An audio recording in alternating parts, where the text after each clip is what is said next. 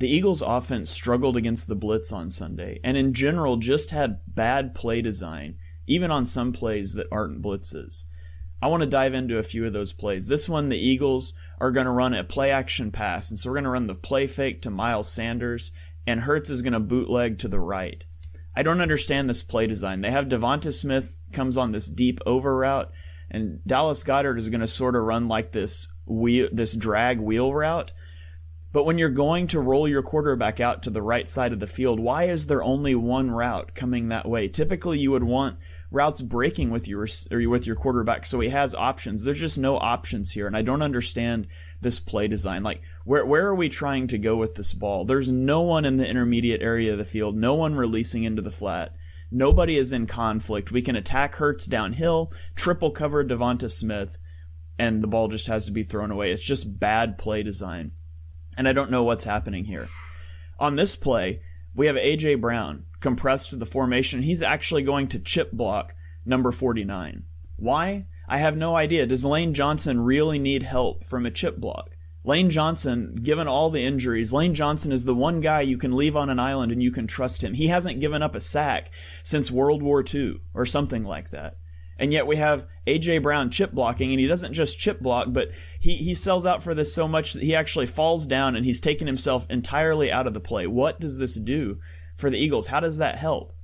And what is Gainwell doing on this play? If we're chipping 45, then 33 is Gainwell's responsibility if he comes off the edge. That's who Gainwell is responsible for in pass protection. And yet Gainwell comes right up the middle. What are we doing? It leaves this free runner off of the edge. Now, Gainwell will recover and try to get out here, but this should be his responsibility from the snap, and he blows that. He comes back to pick it up. Hurts feels pressure, and he just sort of runs around. This is a bad play on Hurts too, as we'll see from the back view. Hurts drops his eyes immediately. He hits the top of his drop. There is no looking for receivers. There is sheer panic and running. Now, he's playing behind two backup offensive linemen. He was clearly uncomfortable. But this is just bad design. It's bad execution by everything in the offense. Now on this play, we see a clear overload blitz. We've got the center on the defensive tackle here. We've got 2-on-2 to the right side. We have 3-on-2 potentially to the left side of the field. So this is a clear overload blitz.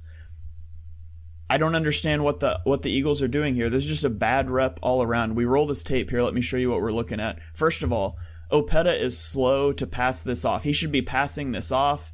He can't allow somebody to come up the middle. He's slow to pass it off. And so this is mistake number one. Mistake number two is Driscoll. Driscoll gets beat to the inside. And so you have both your left guard and your left tackle getting beat. I don't understand. I know these guys haven't played well together. It's just a poor job here passing this off.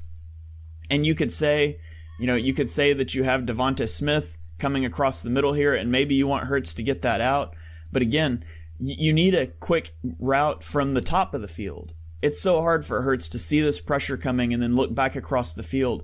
If you think there's a chance that we're getting all of this pressure, why don't we have somebody releasing to the flat? Like, if Dallas Goedert releases to the flat here, look how open he would be.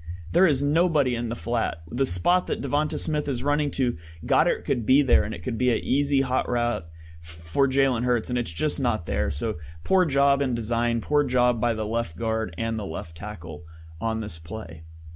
On to the next one. I don't know what this play is. Let me roll it first and we'll talk about it.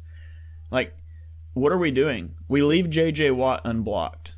Okay, so this is on Jack Driscoll. This play's so bad I honestly don't know what's going on, but we leave J.J. Watt unblocked. The only reason you would leave J.J. Watt unblocked on purpose is for an RPO or a zone read play. If this is an RPO or a zone read, this is a clear give situation. Hurts should have given the ball.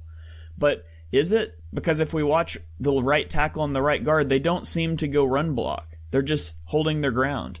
And yet, Devonta Smith at the bottom of the screen, he does appear to be run blocking. He's not running a route. Just a bizarre sequence. It's like half the team thought it was a run play and half didn't. And Hurts ends up throwing the ball away. Fortunate not to take a sack there. And again, that's just bad play design and execution. On this one, we're going to see 6 guys rush against 5, and there's going to be 2 people come unblocked.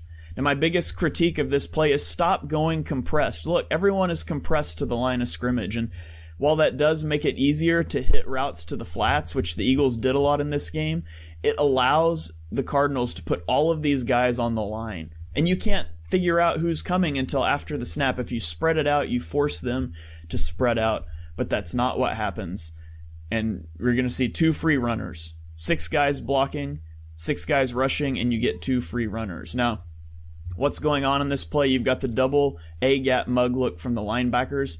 Kelsey is going to take number 9, which means that the running back is responsible for number 25. Now, that means we've got a blocker here, here, here, and here. And so if Dallas Goedert doesn't block, we've got a guy just off screen here. Number 7 is free, and number 3 is free. So you need to have answers for if those guys come.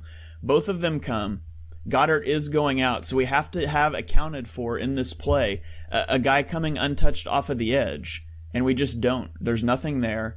Hurts takes an immediate sack. You should have a hot coming from this side of the field as we go back over here. Maybe you could be looking at this receiver coming over the middle, but you can't do that from a compressed look because you have linebackers dropping off the line. If this is spread, if you've got this receiver, if he all of a sudden is out here, you can run this little drag or this little slant route and it'll be open. But because he's compressed, the middle of the field is not open. There's nothing breaking to the sideline, and there's just nowhere for Jalen Hurts to go. So terrible design. Stop going compressed against the blitz. And then another one, I just don't know what's going on here. This is the play at the end of the game, throwing to the end zone, almost intercepted. It looks like an immediate sprint rollout, but the line doesn't slide out, so it's a sprint rollout into pressure. And just look at the spacing here. You got 3 routes, all in the same portion of the field. And it just brings a lot of traffic. You don't allow anybody to win one-on-one. If Dallas Goedert's not there, maybe Quez Watkins has his guy beat. He's got a step. But because Dallas Goedert's here, get him out of the play. And then you would allow your speed guy to get a step on the corner. But it's just bad spacing, bad rhythm, bad execution. The Eagles struggled against the blitz. They struggled in general, and a lot of it, I thought, came down to the schematic X's and O's. A lot of these plays were doomed to fail before the ball was ever